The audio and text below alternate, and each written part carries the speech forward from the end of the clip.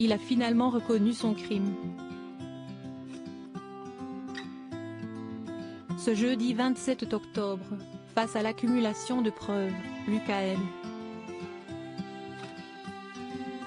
21 ans, principal suspect dans la disparition de Justine Vérac, dimanche à Brive, a reconnu être l'auteur du meurtre de la jeune femme.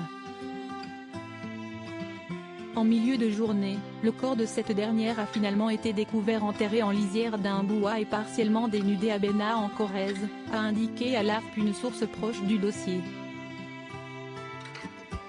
Lors d'une courte conférence de presse donnée en fin d'après-midi, Baptiste Porcher, le procureur de la République de Limoges, a donné des détails sur cette sordide affaire. Il a tout d'abord indiqué que Lucael avait été placé en détention après sa mise en examen. Selon le procureur, le jeune homme a reconnu avoir tué la victime alors qu'ils étaient tous les deux à son domicile de Bénat. Il aurait ensuite tenté de dissimuler le corps de Justine grâce à un engin agricole.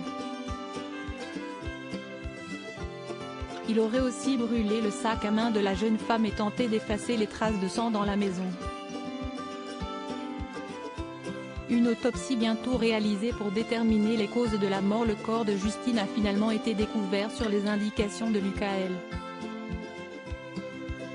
Tout indique que si est bien le corps de Justine Vérac, a poursuivi le procureur, précisant que sur le cadavre, les enquêteurs ont découvert une pluralité de coups à la face dont au moins un avec une arme contondante. Une autopsie sera réalisée et permettra de préciser les causes de la mort et la nature des blessures de Justine Vérac. Elle permettra aussi de trouver d'éventuelles substances étrangères dans le sang de la victime, a conclu le procureur de la République. Justine Vérac n'avait plus donné signe de vie depuis son départ de la discothèque La Charrette située à Brive aux alentours de 4 h du matin ce dimanche 23 octobre.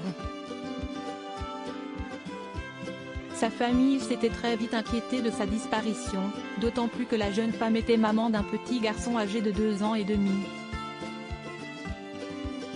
Les enquêteurs s'étaient alors rapidement intéressés à Lucael. Considéré comme une connaissance amicale de Justine, selon les mots de la procureure de Brive.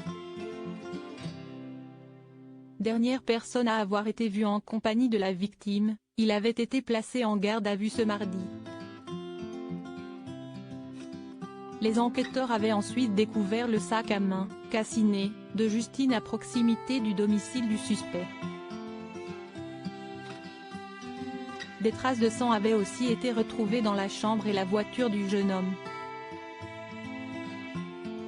Face à ces preuves accablantes, il a donc fini par admettre avoir tué Justine Vérac.